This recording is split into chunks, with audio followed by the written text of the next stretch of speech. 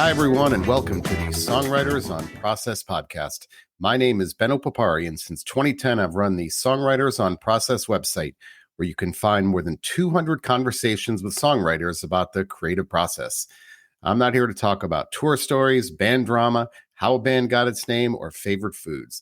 My goal is to treat songwriters as writers, plain and simple.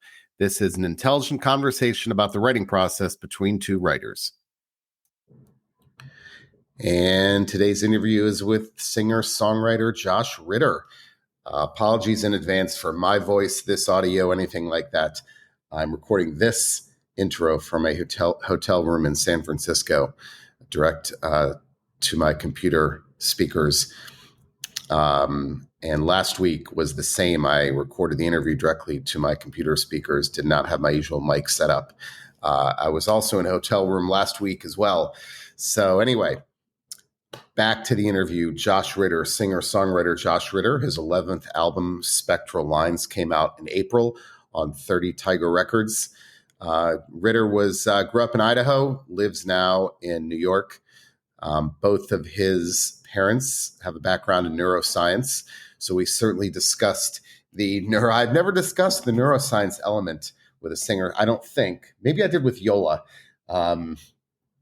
The neuroscience aspect of songwriting, but hey, it's there, and we talked about that.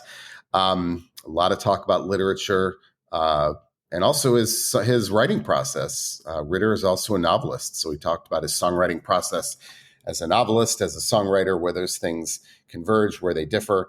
And, I find a lot of this conversation, yes, we talked about the ritual and all that good kind of stuff, but this almost wonderment of how people are just the wonderment of the writing process in general, and just marveling at how people are able to create and just the wonderment of all that. So Ritter's a good guy. This was a fun conversation, and I enjoyed it a lot. Again, his album is called Spectral Lines, and it's out on 30 Tiger Records. And with that, my interview with Josh Ritter. Thanks for taking the time to talk to me. I always start by asking, are you a write every day kind of person, regardless of if you're feeling it, or do you feel like it's better to kind of wait? And we can talk about songwriting or any type of writing, I think, but how important is it to write every day or not to push the issue if you're not feeling it?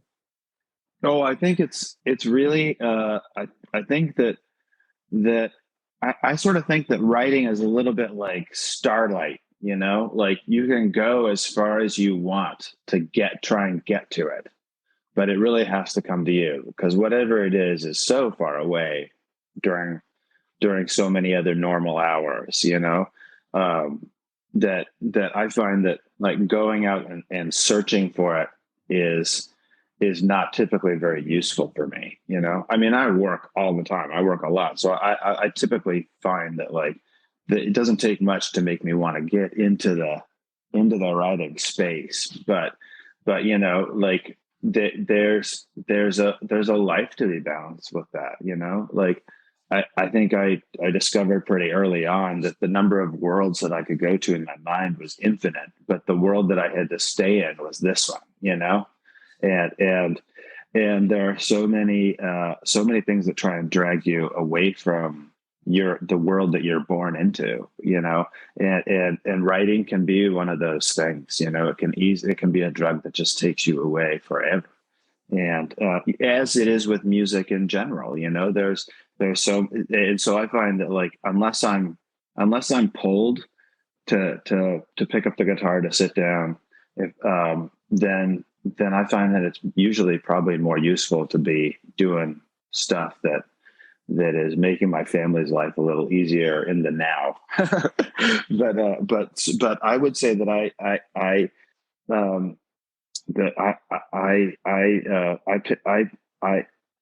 I'm at the spot now in my life where, thankfully, after 20, 25 years of working, if I don't feel like I have to pick it up, I don't, because that call is so important when it happens that it's not something you necessarily want to muddy with obligation, with a sense of personal obligation.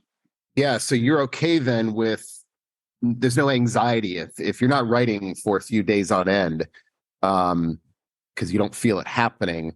Does anxiety creep in, or do you feel again like if that's okay because you'd rather not force it? To me, some songwriters do say that there's that anxiety where they feel like even if it's crap, you've got to create every day. Mm-hmm. But it doesn't sound like it sounds like you're okay with not creating, and there's no anxiety with that if it's not happening. Is that what I'm hearing? It's not, yeah, it's not anxiety because I mean, I remember very clearly the anxiety. It used to be like when you first discover the voice and you have it, you don't know how long you're going to have it, you know? Then, and like, you know, especially when you're growing up, like, you know, 17, 18, 19, you've been just steeped in the idea that they're steeped in the idea that like,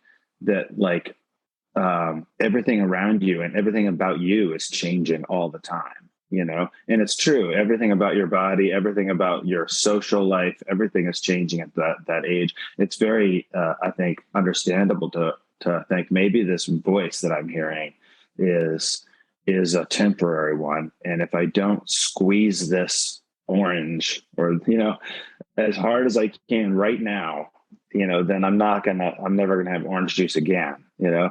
And so that definitely was something I lived with for a long time. But now I think that I realize that like that there are natural wells all over and all around us, you know, but you know, sometimes you have to dig for them and sometimes they just show up. And those are the ones that I have to pay attention to. And like a well like that, you go back to it over and over again. It's gonna need time to fill up again. And I hear that. and for me, like having those ideas, I don't want to retread myself, you know, and go over the same ideas over and over again, because I just didn't give myself the time to have any new ones. Yeah. As a novelist, does that change though? I mean, as a novelist, I think there's a big difference. I mean, you have to write many more words.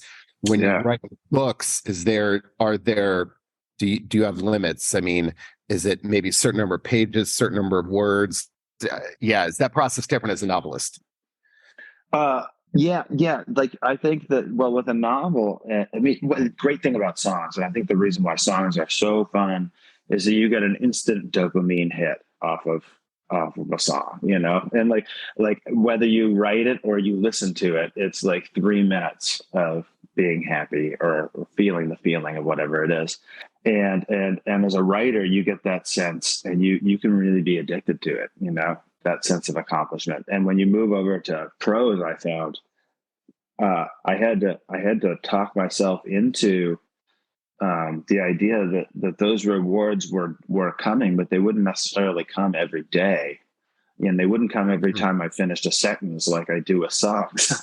You know, when you finish a verse or a couplet and it's just perfect, you can live on that all day. You know, that feeling of like I got that one. You know, that I call it that butterfly. That one's mine. And like, but with a novel, like, you know, something like that's 300 pages, you can't sustain that kind of satisfaction, you know, self-satisfaction for that long, you know. And I typically like find that, like, you know, if I'm really writing and I have a good day writing, and it's really, the thing is basically it feels like it's writing itself, you know. If I write, you know, I can write like of a rough, you know, maybe 3,000 words, and then I feel like if I write anymore, I just have to I have to get up, I have to move away, I have to do something else, I have to ground myself in my life, because because otherwise you get lost in the trying to get satisfaction from something that doesn't give satisfaction that same way as a song. You know, Hemingway famously said that he would stop writing at the end of the day when he knew that he had something else to say, because he was terrified of starting the next day with nothing in the tank.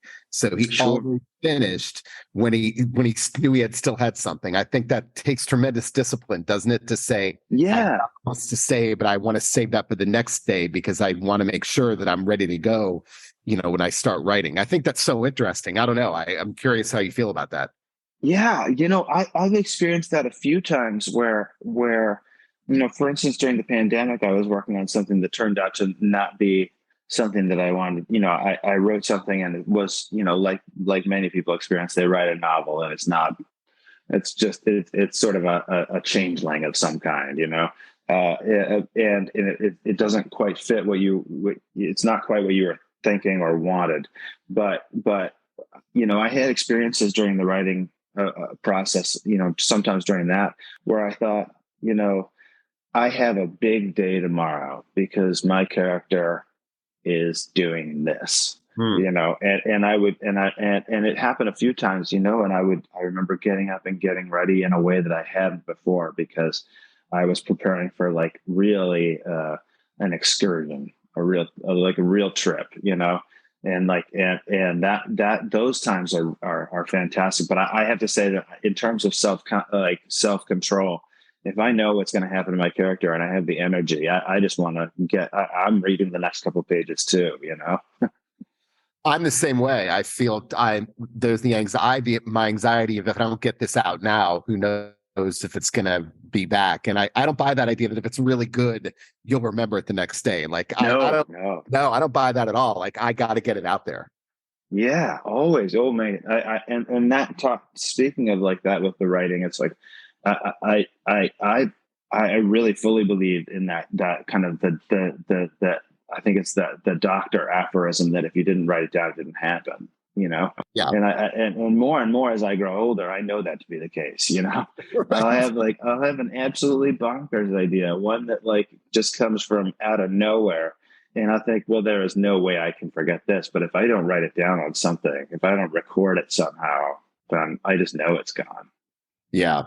So speaking of that, songwriters tell me they have endless voice memos on their phone, whether they're lyrics or melodies or anything like that, and there's no sense of organization to them. And I Yeah. just don't know how they do that, because I imagine you going, oh, where's that idea, and flipping through and saying, where is that? So I'm imagining, are they all on your phone, and is there any sense of organization to them in case you need to go back there?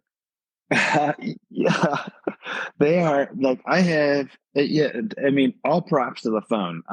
I know that there's aesthetics involved and all that stuff. I'm supposed to write with a feather quill and but like I do most of my writing on my phone. You know, I find that like having a notes thing or a word processing app on my phone, and then the microphone, like if I can't if I can't get the bones of a song into that, then it certainly has a lot longer to go, or maybe I just need to wait. But yeah, I have just stacks of yeah. I've been recording on my phone and carrying around these notes for like maybe 12 years now. You know, 10 years, and every so often I go through and I pull out ones that like little fragments that I like that I think are cool, and I put them in a doc, and I just have them and kind of refresh them, you know, bring them in. I'm working on I'm going to be going in and playing some demos for my producer next week, and I have I just went through and have about 30 kind of random songs and like bits and pieces of little things and stuff that I think might fit. And it's there is no filing process, but going back through the stacks of stuff is like it feels like me going into like a secret archive that I don't remember. Yeah. Um, Yeah. yeah, it's fascinating. But on the other hand, some people tell me that that's great, because shuffling through voice memos, they may see something that at first didn't look good, but it's like, actually, that's better than I thought it was. So almost by mistake, you see it, and it's like, come to think of it, that might actually be a pretty good idea. I've certainly done that with old stuff that I discarded. And at the moment it wasn't good. And I thought, I'll keep that just in case, but I'll probably never see Yeah. it. I'm a prose writer, not a songwriter. But Yeah. still, it's like I'll go back. This stuff's 10 years ago, and I go, wow, actually, that's got legs now. Yeah. Yeah. I think so too. I think usually there's like, in terms of songs, like whether listening or writing, like I don't think there's such thing as a bad music or a bad song, but there's definitely such things as songs that aren't right for their time, and aren't right for their moment, like that, I'll write some stuff that is just kind of just trash, but there's something in there that has, I never throw it away. I just keep it because I do know that we're all recombinative creatures, and sometimes pouring some of that old stuff together really forms something new, Yeah. Yeah. Um, funny story. Interview speak. Wait, so I just want to clarify. So you're writing lyrics actually on your phone. You're not doing it on your computer. You're writing lyrics on your phone. Oftentimes, yeah. I Really? have an iPad and a phone, and I don't Yeah. use a computer. Like I just have and for me, like the portability, being able to take stuff anywhere and being able to capture anything in a complete thought is so useful. I used to use notebooks, and I just you just carry those around forever, and you know Right. Um, that's the first. You're the first songwriter I've talked to who doesn't use a computer. I mean, uses just a phone or an iPad. yeah, That's interesting. But yeah, I could see the portability. But the story I was going to tell was I interviewed James McMurtry. This is like, I don't know, 7, 8 years ago or something.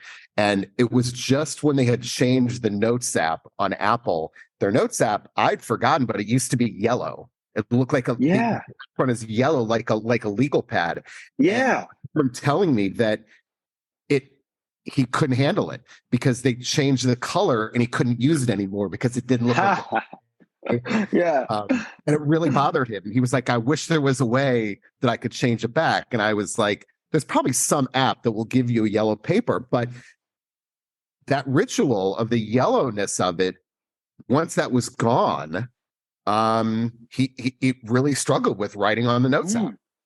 Yeah, well, I think that's it's a microcosm of like the bigger thing that you of the bigger issue you confront as a human and a writer at the same time, and that is that like the world is constantly changing around us. We're constantly changing, and yet what we're trying to do is maintain a practice of something that feels familiar. Like that is one thing that I say. Like I think that from the pandemic, that I learned is that for me, like writing songs, creating, making art, and in whatever way gives me a sense of safety, Yeah. and in some ways carrying my writing around with me is a way, it's almost like a blanket, it gives me that, and things that change in that situation are like huge. They seem so much bigger than what people might assume who aren't working in their Notes app, and don't, I find that true to be, and as notes go, like the formats of those sorts of things, whether it's Evernote or the Moleskine app or the Notes app or Note, all these Notes apps that can organize and do stuff, they're really fun because you start to see your work in a variety of combinations, and put together with other fragments that you hadn't thought about. I think that stuff is really, like, it can be weirdly upsetting to your practice, but if you can learn to adjust yourself, it kind of makes you more flexible. So, I want to talk about ritual because I love reading Paris Review interviews with writers, about their rituals. And, Yeah. um, for me, I think for me at least, it's important to have one. When I'm home, I never write and revise in the same chair. I Mm. find that I need that distance. And on one hand, like that makes me too rigid, I think. But on the Mm. other hand, it's that confidence. Like I do have a chair I like to write in, and I have a chair I like to revise in. But for me, like I need distance. I think if the revision process is too close to the writing process, I'm going to miss stuff. Like I Yeah. need distance, so I'll print out, I'll do all the other kind of stuff to make it look different. But I have a chair I Mm-hmm. write in, chair I revise in. I know that there are certain times of day that I'm the most effective. I'm not a night Mm-hmm. person, I'm definitely a morning person. Mm-hmm. And I think that's important. But Mm-hmm. I'm Yeah. curious, for you at least, is there, how important is that environment? And we can talk about novel, prose or songwriting as far as time of day, place, Yeah. room, things like that. Yeah, yeah, well, yeah. Like I think that like that that I used to like really pride myself on the fact that I had no real process, and I thought that my strength was that I could write in airports, write in festival porta johns, write wherever, backstage, anything that's going on. And I still can do that. I can write something that I feel good about pretty much anywhere sometimes, for that I myself can feel good. Maybe not other people, but like, and, and, and that's really good. But as time went on, I too started to notice there were times and places for different sorts of writing. And like, for me, and especially with the kids now, being the ages there, I've found that, yeah, like the early mornings is my magic time, 5 o'clock to 7, I get up, I get a coffee, I sit at the kitchen table, which is really near the kitchen, which is where I usually work. When I was like first moved to New York, I didn't have a table and all that stuff. I would always write on the floor in the kitchen, where it's kind of warm and the refrigerator's buzzing and all that stuff, and then as time and so mornings near the kitchen is like great writing time for me, and those are definitely the writing times where I'm writing, I'm inventing, I'm doing the stuff, and I never want to get up in the morning and go back to what I wrote yesterday. I want to like that time is for the times for revising come about more when I realize I don't have the energy to like make new things up. I have to like I have to kind of squeeze in through the doorway and say, okay, I'm gonna revise. So I'll go back to the top of what I wrote, and then I realize that I'm just writing again. I'm in there. I'm filling in tons of. It may not be as much a revision as an adding to what I did before, but not moving off into new territory, just expanding and kind of cross hatching the characters a little bit, filling them in a little bit, and so sometimes that means that I'll write in the morning for 2 hours using no dialogue punctuation. I'll just like the people are talking, they're having their conversation, stuff is going on, and I just do not need to take the time to go back and get all my P's and Q's, so I'll write very fast without revising, get the main thing, and then put it aside, and then maybe later on, or when I'm in a car somewhere, or when I'm on the train somewhere, I'll go back, and that's when I start to fill in all those other bits, and the scene starts to like take on a more formal appearance. But like you say, like, yeah, like early mornings are fantastic for me for imagining, and night times have become less of that kind of period. I used to think that like night times were when the imagination really cut free, but mostly I'm asleep by then, Yeah, it's funny. Once you have kids, it's like they're after. I mean, practicality of it, it's a certain time of day. You're just wiped out. I mean, Yeah. I mean, it's nothing more complicated than that. You're just exhausted. Yeah, yeah, and weirdly, like you have like I have to always remind myself, like always, that like when it is like 8:30 and I'm putting Moxie to bed, and I'm just bushed, I'm so that I have to realize that I did my work for the Yeah. day. I did it at 5 to 7. Like that is the time for me to do that work, and now is the time for me to be with my family. And I do find a lot of like joy in thinking about what I've been working on and thinking about it in my head and living in those characters a while. But like really like finding those specific times has been really good for me, knowing that you can always write, but like finding the times when you are specific and that it fits into your life, doesn't take over. The So work is always like, yeah, sorry. sorry, no, go ahead. I was just gonna say, I feel like Haley, my partner, who's also a novelist, is like she's talked about it about my type of working, and she's like, the work is like a gas, it will always fill the spaces of wherever it can go, but there are fundamentals that it cannot fill, and those are the ones I feel like I have to pay attention to. Yeah. So a couple of things. I'm not trying to name drop, but when you tell me these stories, it reminds me of what other songwriters have told me. And Yeah. Britt Daniel of Spoon, I interviewed him about a year ago, and he said when he first started writing, he didn't have a couch, like you were saying. So he wrote on the floor, but now he still likes to write on the floor. He's like, I can afford a couch now, but I still like to write on the floor because I still feel hungry. Like it, I don't, that still, it's that sense of comfort that he still likes to write on the floor, even though he writes on the floor next to the couch, but it's where he still feels comfortable. That is comforting to know.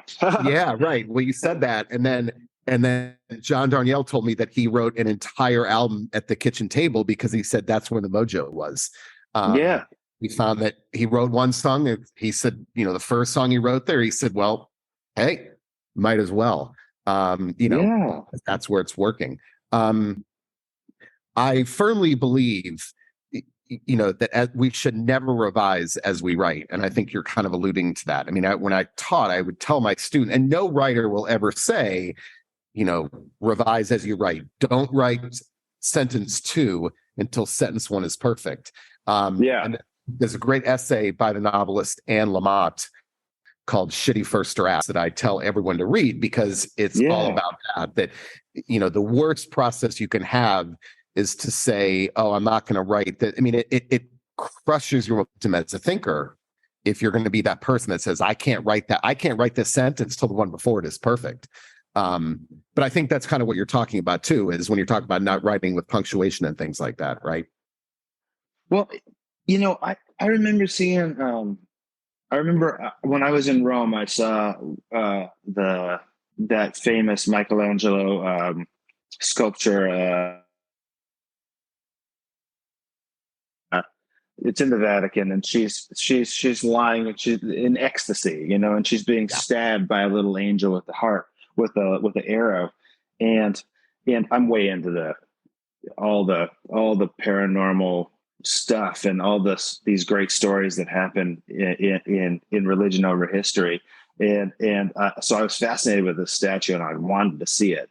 And I saw it. And what I thought was really amazing was that, like, the stuff talking about Michelangelo was like talking about how he carved this thing and how he saw the statue there inside the block of marble. And I thought that was really cool. But what it didn't talk about was the fact that he started with this block of marble in his studio.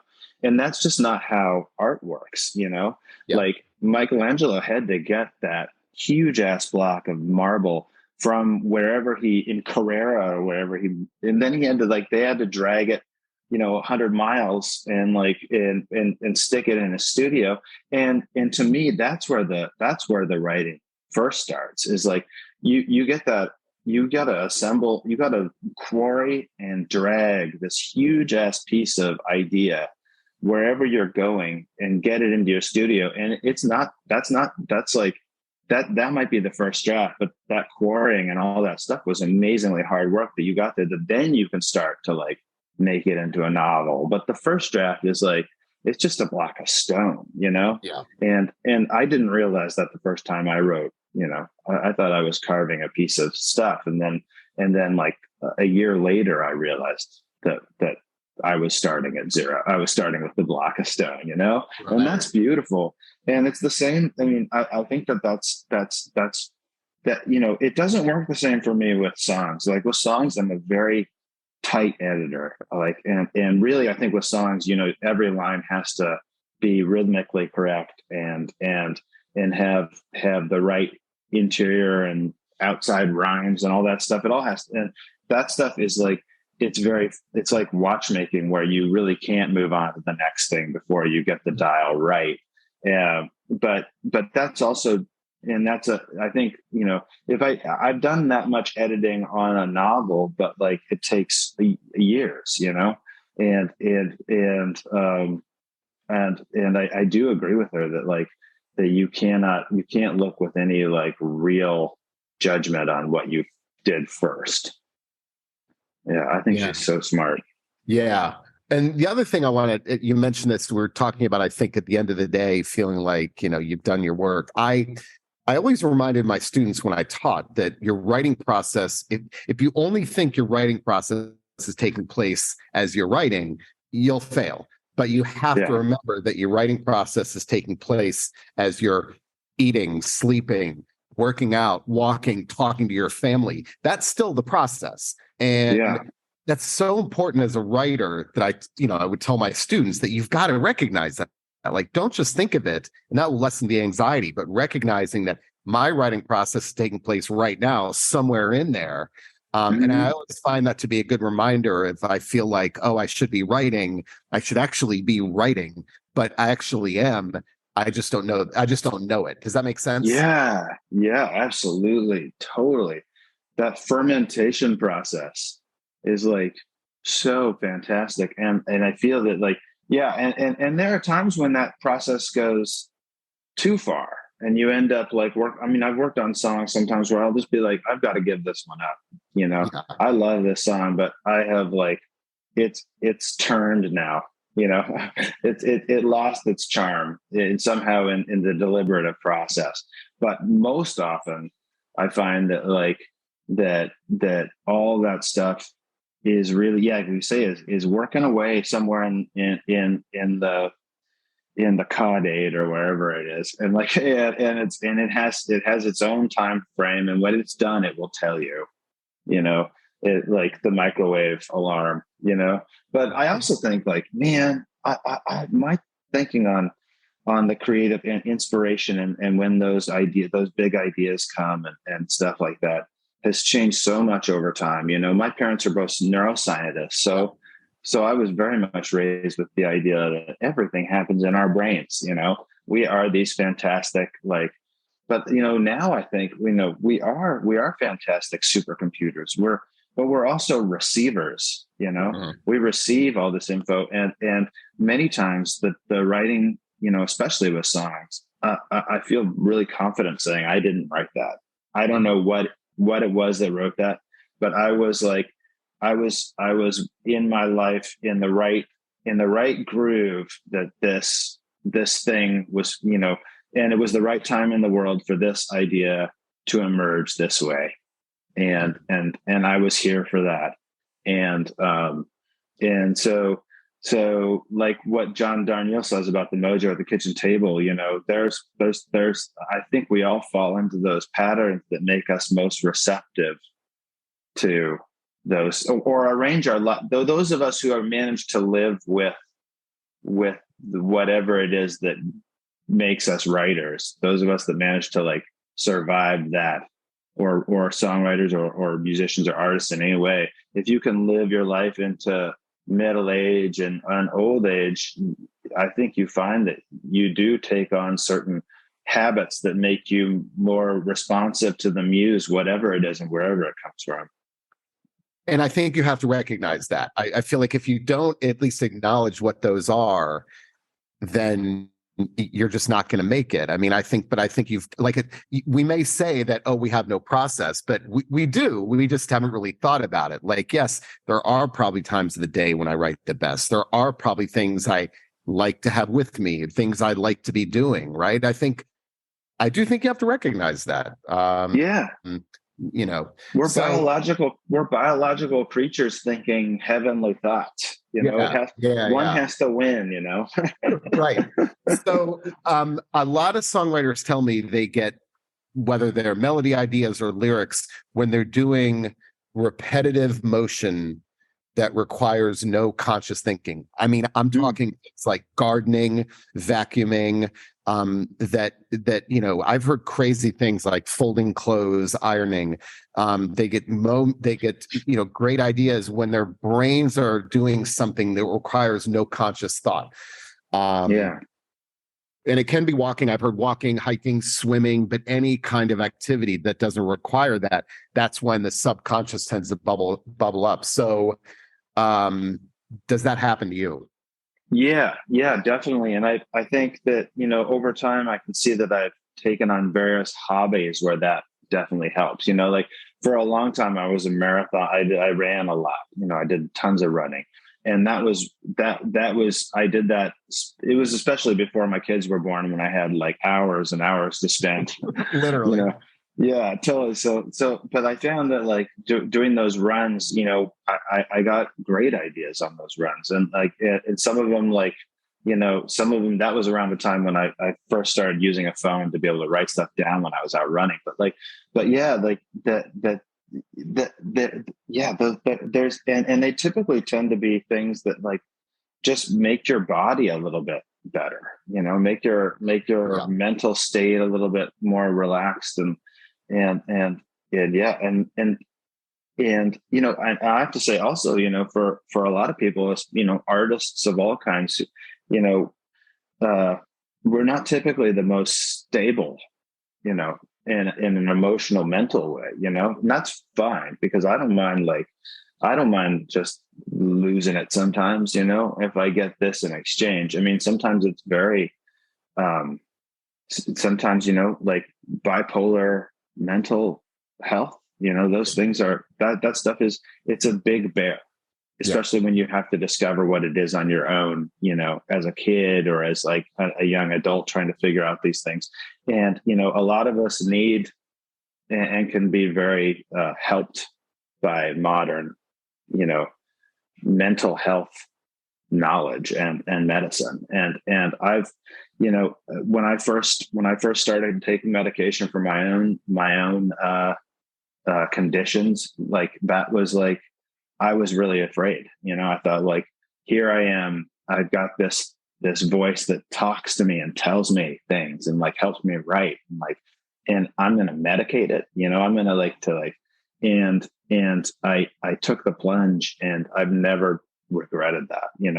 Medications come and go. Some work, some don't. You always need to get readjusted. You need to stay on top of it.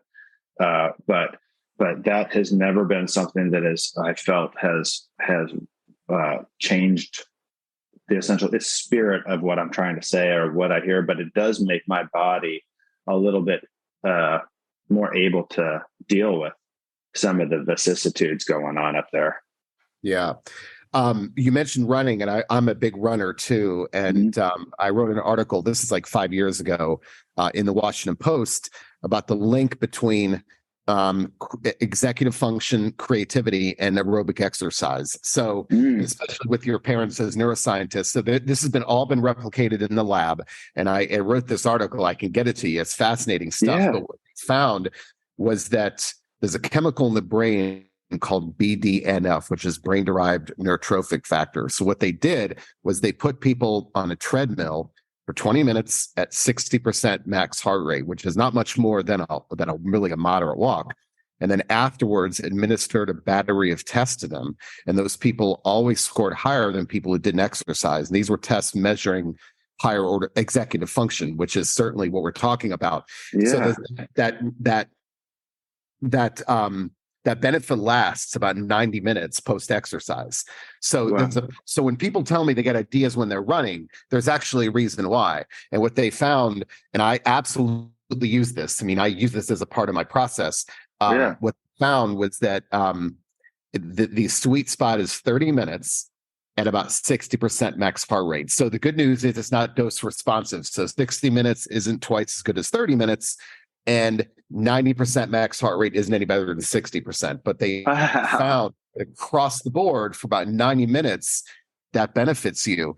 But the parameters are interesting, because what they found also was that the exercise matters as well. So, for example, if you're running, in Brooklyn, it's not as effective as if you're running in the woods, because in running in Brooklyn, you're trying not to get killed by cars. Even treadmills aren't as good as stationary bikes, because treadmills, you're thinking about balance a little bit. So it's got to be an activity that ideally requires no thought at all. But there's so much it's fascinating stuff. I wrote about this because as a runner, I will look that up. I've got the Washington Post. Yeah, I wrote it. So I've done it. There's two things. I did it for adults because it has tremendous benefits in the workplace. I mean, people who sit for all the day, they're doing it all wrong. But also the research shows that it's incredibly beneficial for kids with ADHD. That exercise for any kids, but kids with ADHD, that's especially beneficial to them. So, okay, so literary inspirations. I know you're a voracious reader, and I do find that songwriters, and I don't think you can be a good writer of any stripe unless you read. It's not possible. Yeah. And so I'm curious, are you a genre person when you like to read? Or are you an author person? Who do you like to read? Oh, I get, I'm not a genre person because like I found that like when I was growing up, especially my parents were big readers, but tremendously varied. I mean, the one thing they really didn't read very much of is in terms of their interests, they were varied, but they didn't really read a lot of fiction. Mhm. Later on, but after I left home, they started a poetry group in their community, and they really like got into poetry and reading poetry to each other, all kinds of stuff. But really, when I was like, my tastes have always kind of gone in all different directions, and I find that like what I want to read at the moment, or the information I want to take in somehow is really, it's very closely related to the writing, to the feeling of wanting to write, like because like I remember, I find that it's beautiful to follow your interests when they jump into your head. Like Mhm. that's so wonderful, because if you get an idea that like, oh, you just want to like, you want to learn like about Canadian history, all for instance, one day you just wake up and be like, you know what, I don't know anything. I want to know, and like it's good to know that stuff, but it's also like to suddenly look up from what you're doing and notice a huge big expanse of Mhm. something that you've never had any experience with. That's beautiful. Like I wanted to, so whether it's history, or religion, or philosophy, or science, then just all the amazing work that's coming out every day. It's kind of like it's a kid's candy store. You there's so much to read that, like, I find that if I start to get into like a particular genre, I sort of like find myself wanting to like break out of it and like, maybe color it with something else, Mhm. something totally different, Yeah. like a autobiography about like, whatever it should be, like a cook in a kitchen or whatever it should be, but I like, I mean, in terms of writers, like one of the gold standards I always hold stuff I write up to is Muriel Spark. I Mhm. think that she is like, her writing, Muriel Spark's writing is fully uh, uh like it's like holding up a crystal, like holding up a really perfectly cut stone, because her writing isn't long. Not she doesn't. It's very condensed. The plots are super sharp and super. You really care what's going on, but like, and she really allows her characters so much space to develop their own voice. And but she does it with such concision, that I think that she's incredible. I love Pete Dexter. I think Pete Dexter is one of just my favorites. I've loved everything by him, But then there have been other books that I don't know as much about the authors, but their work has been foundational. Whether it's like Barry Hannah, or I remember I really, Richard Brodigan was somebody that I would pick up and read, not all the way through, but read. I think I've read almost everything by him over time, mostly because I like the style of his writing. I like his informal voice. I like that he's kind of a horny guy, and his like, and it comes out in his work. He's like, I like I like I like so much about so many different people, and I found that with music it's the same. It's not about whether it's like I like it or not. It's about what do I appreciate, about it. What is it that makes me? What is it that makes it work? You know. I've got a book recommendation for you. I know that with your background, from being from Idaho, Joe Wilkins is a fantastic novelist. His book is called Fall Back Down When I Die. I interviewed him about a year ago. He's a professor. I think he's a professor in Montana, but he writes, Cool. he's an incredible novelist, but his Fall Back Down Would I Die is about kind of the land rights. It's a work of fiction, but it involves like the land rights issue between the government and the ranchers and people out there in Montana. But his descriptions of nature just stunning. And he's a poet. I didn't tell you, he's a poet. And what write novels, and it's good. That's my favorite. Because you get a plot that moves, but the descriptions are, I mean, literally poetic. He's a fantastic writer. That's so cool. Yeah. So anyway. Well, that's like, I like A.S. Byatt, who I always liked her writing, or what's his name? Umberto Eco. Both of those writers who are like, they write like their books are longer and much more like complicated. But man, the syntax, just the rhythm of the words. Like, I think that is so beautiful. Like the rhythm of the words, and like, I guess that is something where, like, when I sit down and write, and I'm writing my in the mornings, I always get the rhythm right. I still can't move on from the sentence unless it has the rhythm, to it. But like, that's not as important. That's down the line that may change, but like, it's still that rhythmic, the poetic writing is still like, it seems so important. And that's it for the latest episode of Songwriters on Process. Don't forget, you can find all of my interviews with over 200 songwriters on my Songwriters on Process website at songwritersonprocess.com, going all the way back to 2010. You can read them, watch them, or listen to them. So until next time, thanks for listening.